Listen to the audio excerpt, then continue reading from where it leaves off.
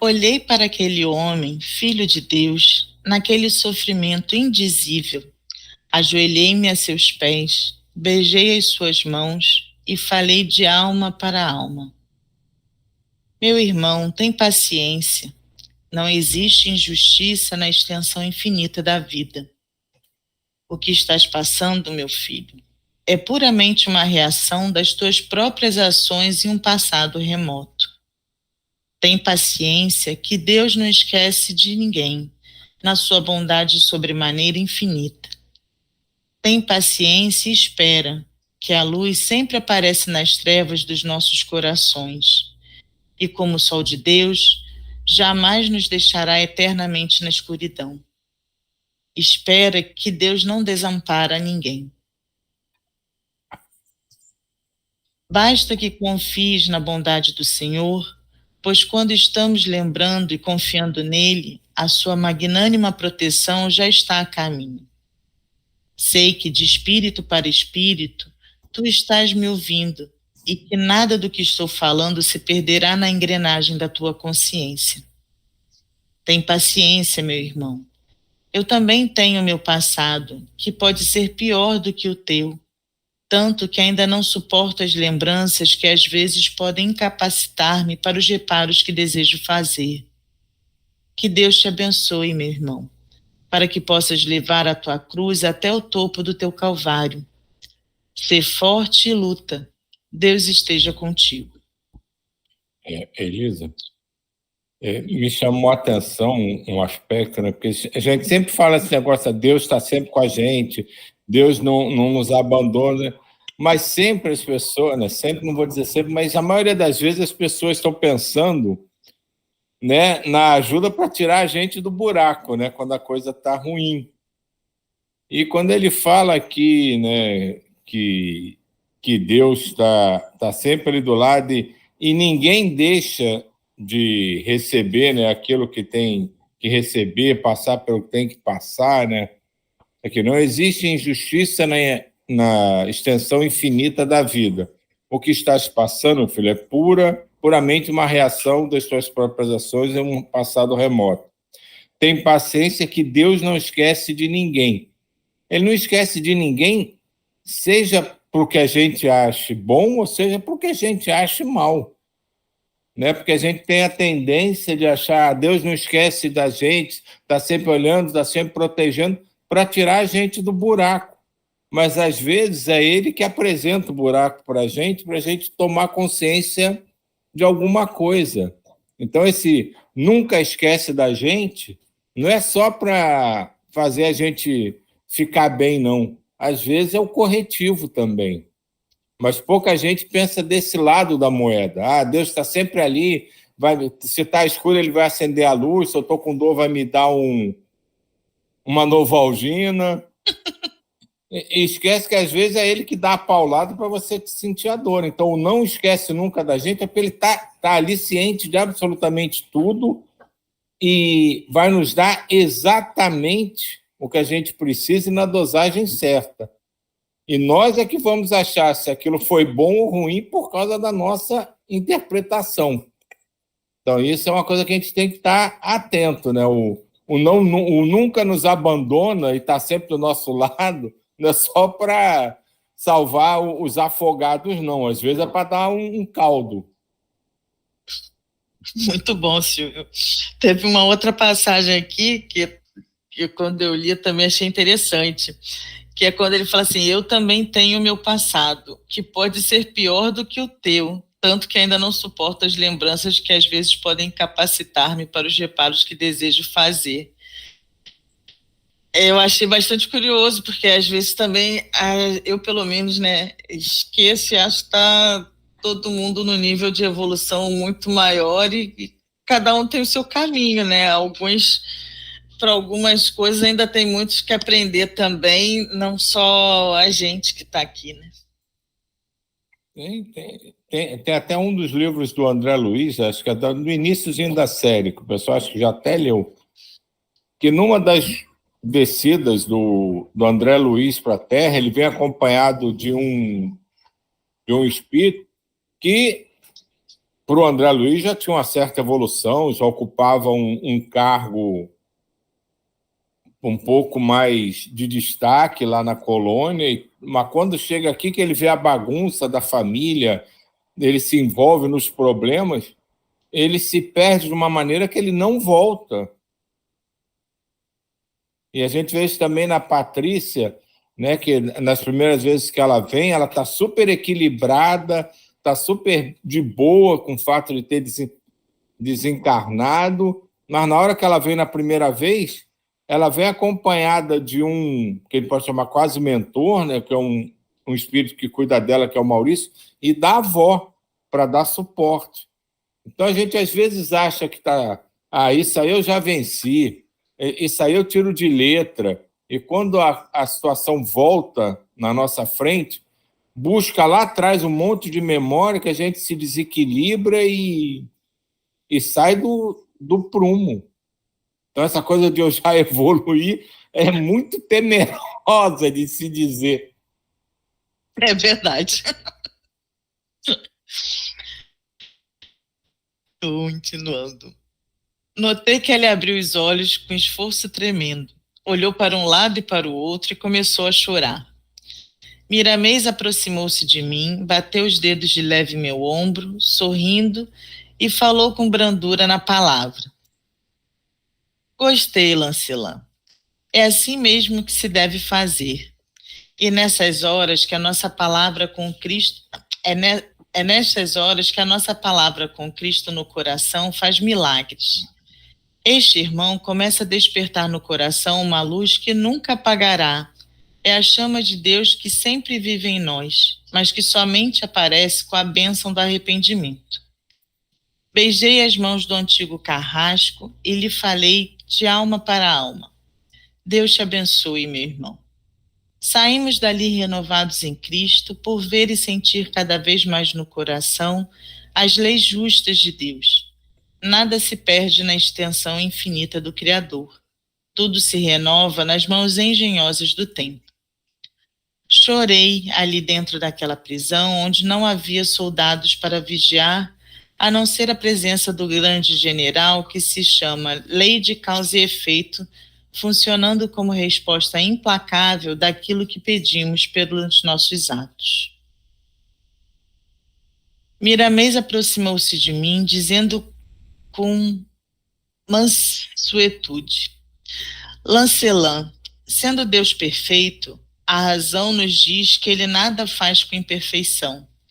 Tudo que fazemos é computado na nossa consciência, esse engenhoso agente de registro. Ela, em toda a sua amplitude, ainda se manifesta sem que a compreendamos de todo. E os nossos atos ficam filmados na luz. Tudo o que fazemos, as imagens e os sons, nós gravamos no éter, pois ele é o livro de Deus. Uma cópia fica na consciência profunda. É muito sério, meu filho, o que pensamos, falamos e fazemos. Depois dessas palavras, partimos todos juntos. Descemos em uma cidade mineira pela sua tradição e engenhosa pelo seu... Descemos em uma cidade mineira grande pela sua tradição e engenhosa pelo seu aspecto barroco, alinhando casas cujo passado inspirava saudades. Examinamos antigas igrejas como sendo uma escrita do passado dessa nação e podemos perceber, pelos recursos de que dispomos, as primeiras vibrações energizadas no éter ambiente, falando de tempos idos. Notávamos neste lugar personagens ainda da Inconfidência Mineira, ligadas em fatos distantes no tempo e presas por suas correntes mentais de ódio e perseguição. A tal da tradição embota o espírito, quando essa mesma tradição nasceu com a ideação das trevas e dispõe as consciências para feitos reprováveis. Buscamos analisar o éter ambiente, essa força universal ainda inconcebível para a ciência terrena. Ele, na sua virgindade, é circulante, mas quando registra os fatos dos homens, se faz estático como escrita e como prova dos feitos aos responsáveis. Assistimos a isso como se fosse um filme ideado pelos homens. Quando os dons nos capacitam, podemos ler o que ocorreu no passado de uma cidade ou nação, buscando neste arquivo etérico o que ali ocorreu, seja há 1 ou milhares de anos. Entretanto, o mundo espiritual tem recursos, se quiser, ou se for para o bem da humanidade, de apagar essas gravações cósmicas, desintegrando os fatos ali estacionados.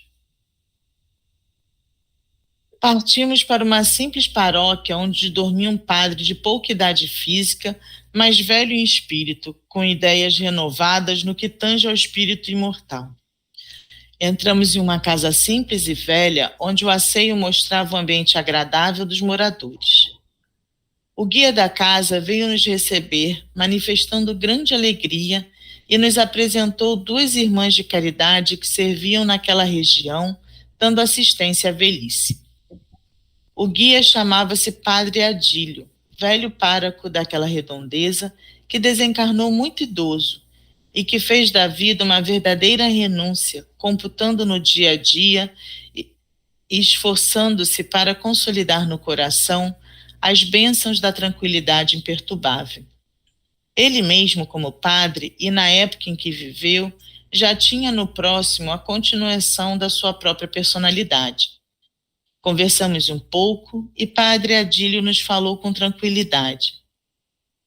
Bem, meus irmãos, podeis ficar à vontade. O nosso 40 já está pronto.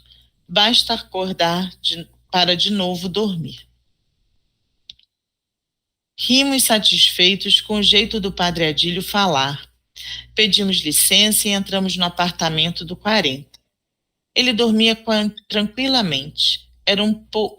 Era um moço de mais ou menos 30 anos de idade. Miramês abeirou-se da cama do padre, que já estamos chamando de 40. Olhou com firmeza para o volumoso cordão de prata do irmão em questão e balbuciou algumas palavras. O irmão imediatamente acordou serenamente. Olhou para os lados e pensou: alguém me chamou. Escutei uma voz firme e cheia de ternura.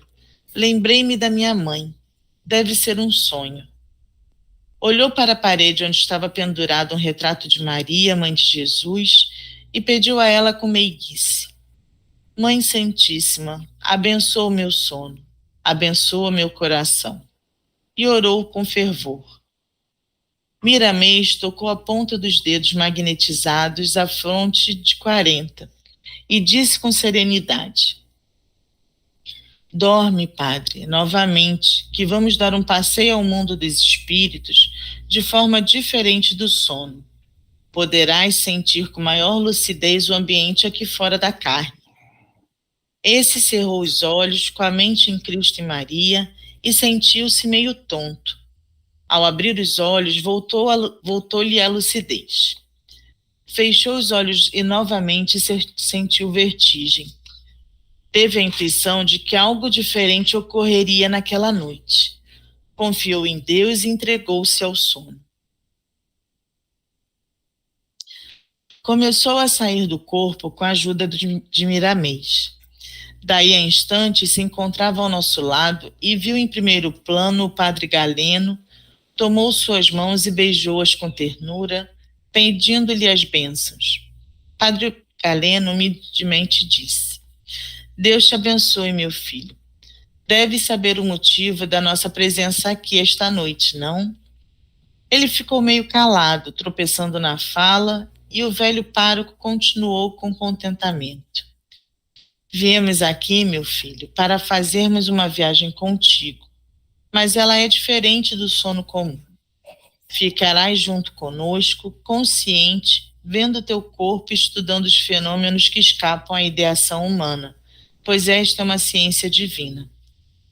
40 então respondeu com humildade: Sei, Padre, sei que o Senhor quer dizer. Eu confio em Deus e no Senhor, que poderei fazer o que está programado para mim, na paz de nosso Senhor Jesus Cristo e com as bênçãos da nossa Mãe Santíssima. Quis ajoelhar aos pés de Padre Galeno, mas este não consentiu, dizendo: Não, meu filho, essas regras são somente para a terra. Aqui dispensamos essas normas. Pede a Deus o conforto para que te sintas como nós. 40, investido na humildade cristã, deixou os joelhos descerem em um velho tapete e orou ao Senhor como só acontece com os místicos.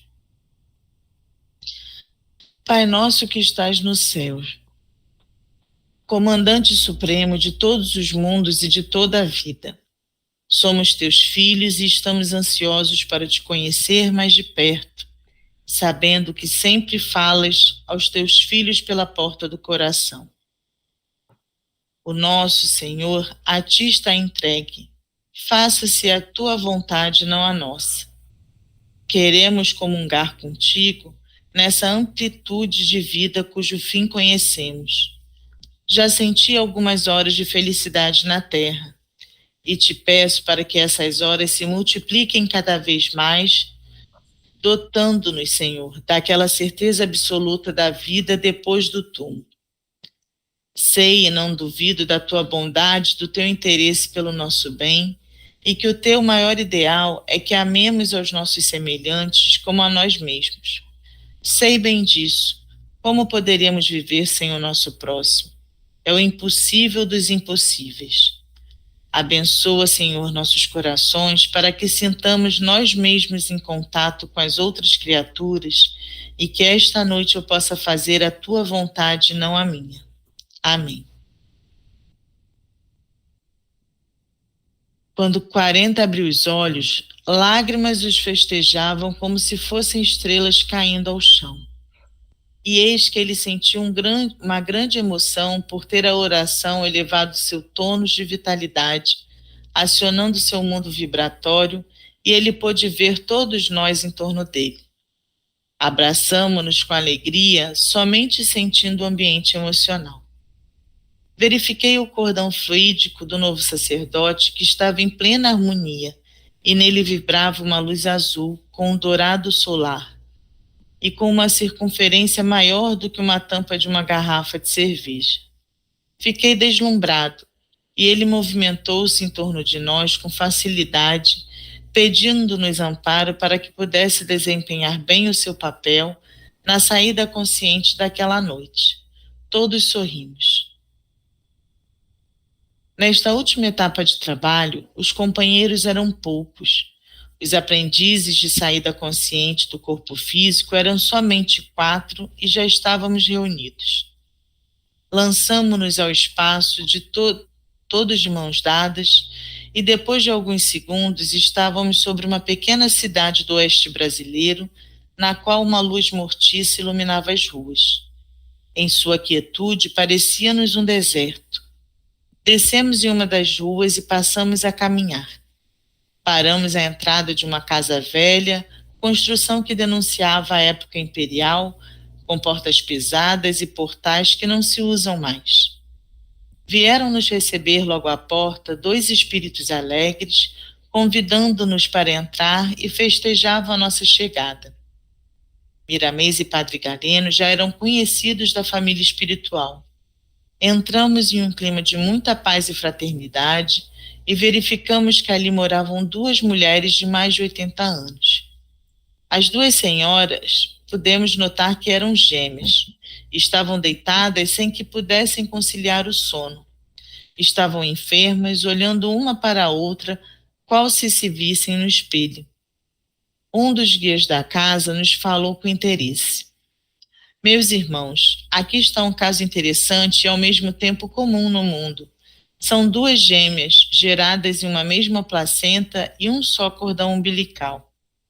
Até aí não notei diferença nenhuma. Era verdadeiramente caso comum. No entanto, continuou o guia. Essas 2 irmãs, quando uma cai doente, a outra também o fica.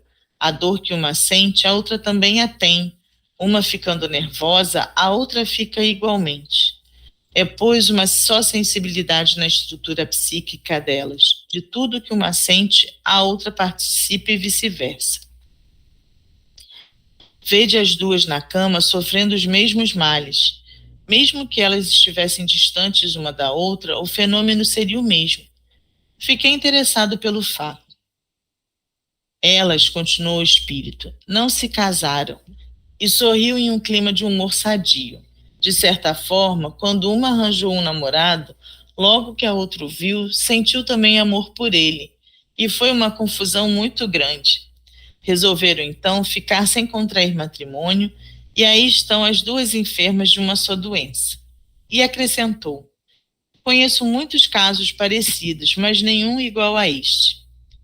Fiquei meio confuso diante daquele fato. Como seria isso? Busquei Miramês na sua larga experiência espiritual para nos dar uma explicação sobre o fenômeno, que, sem dúvida, não se restringiria apenas ao aspecto físico. Ante nossa indagação, Miramês serenamente nos respondeu: Lancelin, o mundo está cheio de fenômenos como esse em todos os reinos da natureza, que por vezes escapam à sensibilidade dos homens. Quanto mais avança o espírito, mais ele indaga sobre os fenômenos transcendentais. Basta que prestemos atenção, sem o espírito de negação nem de ofensa, para procurando compreender os segredos da natureza humana e divina ao mesmo tempo, que os véus se rasgarão diante de nós. O problema mais profundo deste fato, a base de todas as explicações desse fenômeno, é a sintonia. São duas almas muito afins, e isso se passa até em pessoas que são de famílias diferentes, desde que tenham as mesmas ideias e ideais. É, pois, uma corrente de fluidos que parte de um em direção ao outro, na mesma frequência espiritual. Uma transmite para a outra tudo o que a sua sensibilidade capta por estarem na mesma faixa vibratória. Entretanto, no caso dessas irmãs geradas de um mesmo óvulo, há outros fatores que as unem com mais intensidade.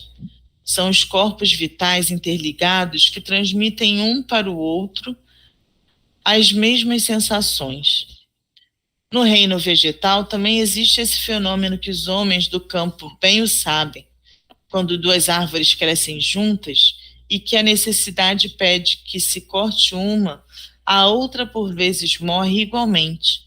Contudo, nem sempre ocorre esse fato. Isso é conforme o entrelaçamento psíquico, fato que acontece em todos os reinos da natureza, dependendo de estar ligado ou não um ao outro por leis que escapam à vista dos homens e ao mesmo aos complicados aparelhos da Terra. Não podemos generalizar essa ideia, mas é como já dissemos, tudo é de acordo com a sintonia. A afinidade plasma um corpo fluídico no outro e eles se confundem. Miramês pensou por instantes e continuou. É necessário que compreendamos que acima destas afinidades paira a educação, pois o espírito elevado isola todas as influências que lhe possam causar distúrbios, mas compreende a necessidade do outro, que por ele se interessou, e ajuda-o sem contudo sofrer. Auxilia-o por prazer de ajudar. Enfim, é movido em todos os sentidos pelo amor. Elisa, dá uma paradinha, porque essa explicação do Miramês é muito bacana e é de onde surgiu a ideia essa descrição dele das famosas almas gêmeas. Todo mundo já ouviu falar da alma gêmea, minha alma gêmea. No caso desse aqui, são irmãs, de fato, mas muitas vezes se joga isso para os relacionamentos, né? Minha alma gêmea é perfeita para mim. E é tudo uma questão, né? Como ele deixa bem claro em toda a explicação que o Miramês dá, né? Que as coisas que a gente quer saber fogem à nossa compreensão, mas que é tudo uma questão de sintonia. Então, a vibração, a sintonia vibracional desses espíritos é tão forte que, pelo menos por esse momento de jornada deles, eles quase que são uma perfeita cópia um do outro. E é daí que talvez tenha surgido a alegoria da alma gêmea, né? Que muita gente busca verdadeiramente, né? E que, de fato, isso não existe. São afinidades vibracionais, de sintonia entre espíritos. Podem ser 2, 10, 20. No futuro, quando todo mundo tiver super evoluído, de milhões. Então, eu achei legal disso, porque é ligado a uma coisa que, na Terra, por incompreensão do processo em si, se transformou em símbolo de felicidade até conjugal. Ah, se eu encontrar minha alma gêmea, eu vou ser feliz pro resto da vida.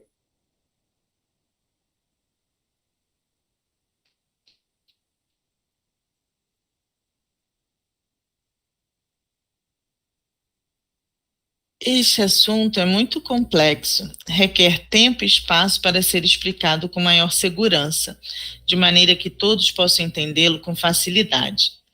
Porém, o fundo da questão é apenas a sintonia, que se esqueceu da educação ou não se lembrou, pelo menos, da disciplina.